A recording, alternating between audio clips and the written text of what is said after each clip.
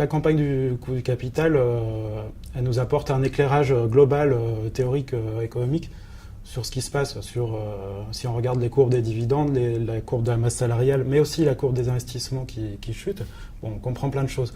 Après, il faut que les syndicats, les collectifs, les UD, etc. se l'approprient.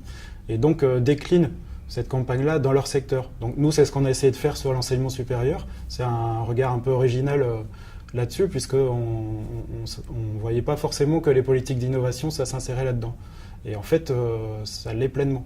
Il y a une perte d'espoir, il n'y a pas de débouché politique, donc on a besoin de mettre des clés de compréhension pour donner envie de se battre. Sinon, les gens font le constat avec nous que ça va pas, c'est pas juste, etc.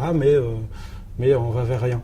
Donc ce genre de campagne, à mon avis, ça peut permettre justement de donner envie de se battre et peut-être de faire aussi des propositions. D'ailleurs, on en fait avec le collectif des propositions alternatives. On a fait le constat que dans plusieurs secteurs, à l'université, dans les collectivités territoriales, dans la santé, dans l'industrie, on était percuté par des réformes très importantes qui remettaient en cause beaucoup de choses et qu'on ne comprenait pas forcément, ou alors on avait des analyses divergentes. Et donc en fait, il y a 5 ans, l'UD Isère a impulsé un collectif qui s'appelle le COLRIF, Collectif Recherche Industrie Formation, où on a réfléchi ensemble à tous ces enjeux. Et le constat qu'on fait justement, c'est qu'il y a une cohérence en fait entre toutes ces réformes.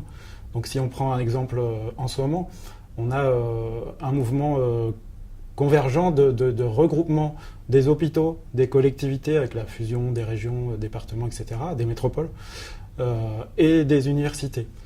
Et avec l'idée qu'il faut booster l'économie et donc diminuer les dépenses publiques pour favoriser la baisse du coût du travail, en gros, et puis booster les politiques d'innovation pour relancer l'économie. Mais les constats qu'on fait, c'est que, d'une part, ça déstabilise l'université, par exemple, parce qu'on cible les moyens seulement sur les thématiques qui intéressent l'innovation, les choses valorisables et utilisables par les grands groupes. Et puis, côté industrie, en fait, on s'aperçoit que ils perçoivent beaucoup d'argent public via les politiques d'innovation, donc il y a le crédit impôt recherche, les pôles de compétitivité, etc.